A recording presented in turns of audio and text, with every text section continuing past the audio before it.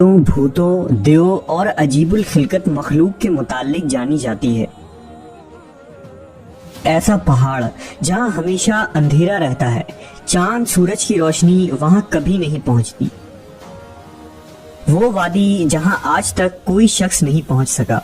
क्या ये वादी जिन्नों का देश है या किसी और दुनिया में जाने का कोई पुरअसरार रास्ता?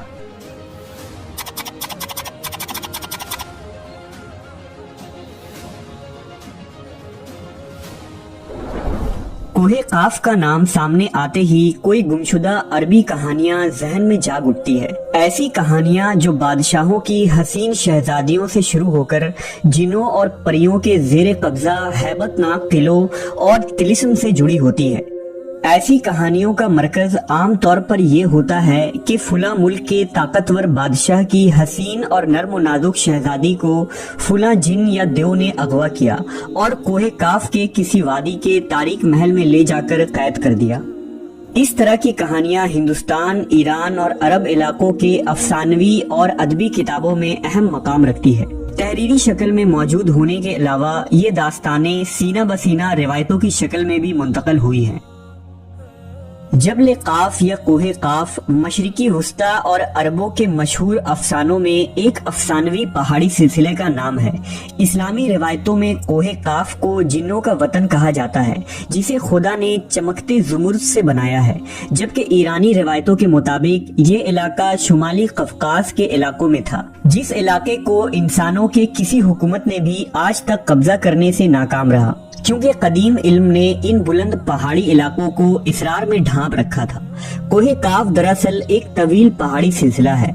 ये जमीन का सबसे दूर दराज मकाम कहा जाता है, जो दास्तानों में जरतुश्त की जमीन और सीमुर्ग नामी परिंदे की वजह से मशहूर है। कहते हैं कि कोहे काफ सब्ज जुमुर्द पर मुश्तमिल है, जिसके अक्स ने आसमान को सब्ज रंग अता किया है। कोहे काफ को जिन्नों का शहर भी कहा जाता है, जहां ज़माने कदीम में जिन्नात की नस्लों ने बहुत सारी हुकूमतें कायम की थी। इमाम कज़वीनी लिखते हैं कि कोहे काफ कई इलाकों में मुनक़सिम है, जिसमें 70 जमीनें चांदी की हैं, 70 जमीनें सोने की हैं और 70 मुश्क की। अरबी किताबों के मुताबिक काफ पहाड़ी सिलसिलों में सबसे ऊंचा था, जो अल्लाह की तरफ से जमीन को सहारा देने के लिए बनाया गया था। और इस दुनिया में जितने भी पहाड़ी सिलसिले हैं, तमाम सिलसिलों की शाखें जेर जमीन कोहे काफ से जुड़ा है। इस तरह कोहे काफ, जो इस जमीन का सबसे बड़ा पहाड़ है, तमाम पहाड़ी सिलसिलों का मरकज है। ज़करिया अल कज़वीनी ने 13वीं सदी में अजाइबुल मखलूकात व गराइबुल मौजूदात नामी एक किताब लिखी थी, जिसमें उन्होंने कॉस्मोलॉजी के मुताबिक ये नजरिया दिया है कि आसमान को खुदा ने थाम रखा है ताकि वो जमीन पर ना गिर पड़े। इस जमीन के चारों तरफ पहाड़ों का एक तवील सिलसिला है, जिसमें कोहे काफ भी शामिल है, जो उन सिलसिलों को खूंटी की तरह अपनी जगह पर रखता है। इसी तरह मशहूर सूफी बुजुर्ग जलालुद्दीन रूमी ने अपनी तहरीरों में कोहे काफ का जिक्र कुछ यूं किया है कि ताकतवर बादशाह सिकंदर जुल्करनैन ने आबे हयात की तलाश में मशरिक का सफर किया था। इस सफर के दौरान आप कोहे काफ तक जा पहुंचे थे। जब आप कोहे काफ पहुंचे तो आपने देखा कि वहां फरिश्ता इसराफील कयामत के दिन सूर फूंकने का इंतजार कर रहे हैं। कोहे काफ और इसमें आबाद मखलूकात के मुतालिक एक और रिवायत बयान की जाती है कि हजरत इब्ने अब्बास फरमाते हैं कि रसूल अल्लाह सल्लल्लाहु अलैहि वसल्लम हमारे पास तशरीफ लाए, जबकि हम मस्जिद नबवी में हल्का बनाकर बैठे हुए थे। हमें आप सल्लल्लाहु अलैहि वसल्लम ने फरमाया, क्या कर रहे हो? हमने अर्ज किया, हम सूरज के मुतालिक गौर कर रहे हैं कि वो कैसे तुलू होता है और कैसे गुरूब होता है। फरमाया, तुमने अच्छा किया, इस तरह से मखलूक में फिक्र करो, खालिक में फिक्र न करना, क्योंकि अल्लाह जिसके लिए जो चाहता है पैदा करता है। तुम इससे ताज्जुब करो कि कोहे काफ से आगे 7 समुंदर हैं। हर समुंदर 500 साल सफर करने के बराबर तवील है और उसके आगे 7 जमीनें भी हैं, जिनका नूर उनके बासियों के लिए चमकता है। उस कोहे काफ के आगे 70,000 मखलूकात हैं जो उड़ती हैं। उनको परिंदों की शक्ल में पैदा किया गया है। ये मखलूक और उनका बच्चा पैदा होते ही हवा में उड़ने लगते हैं। ये अपनी तस्बीह की अदायगी में जर्रा बराबर वक्फा नहीं करते। उनका खाना भी हवा है, उनका पीना भी हवा है, उनका लिबास भी हवा है, उनके बर्तन भी हवा के हैं। وہ یہ نہیں جانتے کہ اللہ نے حضرت آدم کو پیدا کیا ہے، اور نہ ابلیس کو جانتے ہیں، اور نہ ہی ابلیس کی اولاد کو جانتے ہیں۔ اللہ نے کوہ کاف کو دنیا کے گرد تخلیق کیا ہے۔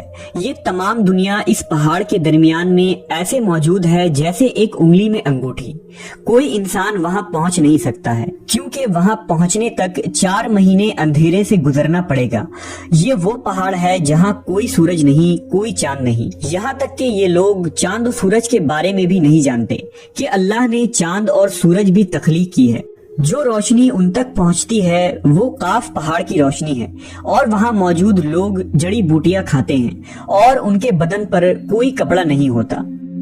صحابہ نے پوچھا، یا رسول اللہ، کیا وہ لوگ فرشتے ہیں؟ آپ نے ارشاد فرمایا، نہیں، وہ فرشتے نہیں، لیکن اللہ سے ان کی فرما برداری بالکل فرشتے کی طرح ہے۔ پھر آپ نے فرمایا کہ معراج کی رات ان کی ملاقات کوہ کاف کے لوگوں سے ہوئی تھی، اور وہاں کے لوگوں نے آپ صلی اللہ علیہ وسلم کی دعوت کو قبول کیا اور وہ مسلمان ہو گئے۔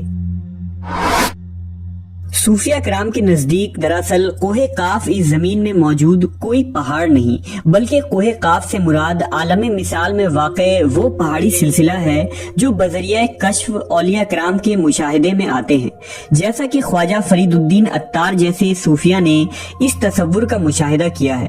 طریقت میں کوہ کاف کو شعور کا ایک دائرہ اور مرید کا حد سمجھا جاتا ہے، جسے پا کر بندہ فنا فی اللہ کے درجے تک پہنچ جاتا ہے۔ بہت سارے لوگوں کا یہ ماننا ہے کہ یہ لفظ کاف کسی چیز کی مرکز کو ظاہر کرتا ہے، اور یہ لفظ اتنا مقدس ہے کہ قرآن میں پوری ایک سورہ کا نام سورہ کاف ہے، جو اس کوہ کاف پہاڑ کی طرف اشارہ کرتا ہے۔ اس سورہ میں اللہ کی وحدانیت، موت اور زندگی کا نظریہ پیش کیا گیا ہے۔ کوہ کاف جغرافیائی اعتبار سے ہماری اس زمین میں کہاں موجود ہے، اس کے متعلق مختلف نظریات پائے جاتے ہیں۔ زیادہ تر مورخین کا اس بات پر اتفاق ہے کہ عربی داستانوں کی کوہ کاف دراصل موجودہ روس میں قفقاز یعنی ماؤنٹ کوککس نامی ایک پہاڑی سلسلہ ہے۔ یہ علاقہ یورپی روس میں بحر اسود اور بحر قزوین کے درمیانی حصہ ہے، جس میں آرمینیا، آذربائیجان، داغستان، روس اور چیچینیا جیسے ملک شامل ہیں۔ یہ علاقہ قدرتی حسن سے مالا مال ہے، جہاں جانوروں اور پرندوں کی بے شمار اقسام پائی جاتی ہیں۔ جھیلیں، آبشاریں اور چھوٹے چھوٹے چشمے دیکھ کر ایسا معلوم ہوتا ہے گویا جنت زمین پر اتر آئی ہے۔ یہاں انسانی آبادی بہت ہی کم ہے۔ یہ پہاڑی سلسلہ ایشیا کو یورپ سے جدا کرتا ہے۔ اگر کوہ کاف کو خلائی سیٹلائٹ سے دیکھا جائے تو یہ علاقہ سفید پٹی جیسا نظر آتا ہے، جبکہ بعض محققین کا خیال ہے کہ کوہ کاف انٹارکٹیکا کے ان ویران اور برفیلے علاقے میں موجود ہے جو ہمیشہ بادلوں اور اندھیروں سے ڈھکا ہوتا ہے، جبکہ کچھ لوگ قدیم دور کے اٹلانٹس سٹی کو ہی کوہ کاف قرار دیتے ہیں، جو کسی بڑے عذاب کی وجہ سے تباہ ہو چکا ہے۔ جدید فزکس کی نئی دریافت یعنی ڈائمینشنز بھی کوہ کاف کو سمجھنے میں آسانی پیدا کر سکتی ہے۔ دراصل فزکس کی جدید تحقیق کے مطابق ہماری اس کائنات میں کل 11 ڈائمینشنز وجود رکھتے ہیں، جبکہ ہم انسان صرف 3 یا 4 ڈائمینشنز میں زندگی گزار رہے ہیں، کیونکہ ہم ٹائم اور اسپیس کی قید میں زندگی گزارتے ہیں۔ ان مزید 6 ڈائمینشنز میں کتنے ستارے، سیارے اور دنیا آباد ہیں، اس کا علم صرف اللہ تبارک و تعالیٰ کو ہی ہے۔ محققین کے مطابق ارواح کی دنیا، عالم برزخ اور جنت و جہنم انہی ڈائمینشنز میں موجود ہیں جن میں انسان موت کے بعد داخل ہوتا ہے۔ ممکن ہے کہ کوہ کاف بھی انہی 11 ڈائمینشنز میں سے کسی ایک ڈائمینشن میں موجود ہو، جہاں نسل انسانی کا قدم رکھنا ناممکن ہے۔